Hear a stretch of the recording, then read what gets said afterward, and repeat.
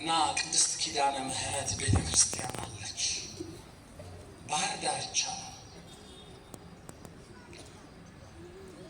ብፁዕ አባታችን አቡነ ጎርጎርዮስ ቀድሞ የነበሩት የካቲት 16ን ነሐሴ 16ን ዝዋይ ኪዳነ ምህረት ነው የሚያከብሩት። እኛ ደግሞ ሕፃናት ነን። ቤተ ክርስቲያኑን ማጽዳት፣ የካህናቱን ልብሰ ተክህኖ ማጠብ፣ እንደገና ደግሞ ስዕሎቹን ደግሞ ጥሩ ጥሩ ቦታ ቤተ ክርስቲያን ያሉትን ማድረግ እንዴት እንደሚያስደስት ሕፃን ሆናችሁ አስቡት። እሳቸው ከመምጣታቸው በፊት የእመቤታችን ስዕል ዕቃ ቤት ያለ ሁሉ አልቀረንም፣ አምጥተን ኪዳነ ምህረት ያውና ቤተ ክርስቲያን አይደለችም፣ ድሮ አሮጌ ቤተ ክርስቲያን ነበር፣ ሰቀልን። ሊቀ ጳጳሱ በዋዜማው ቀድመው መጡ። ደግሞ ካልታየልን አለን፣ ያጸዳ ነው ሽልማት ፈልገን።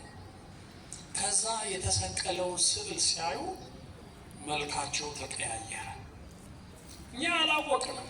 ከከተማ ከየሱቁ ገዝተን እንደገና ከሰው ለምነን ለካ የእመቤታችን ስዕል አንዳንዱ ጸጉሯ በዚህ ይታያል።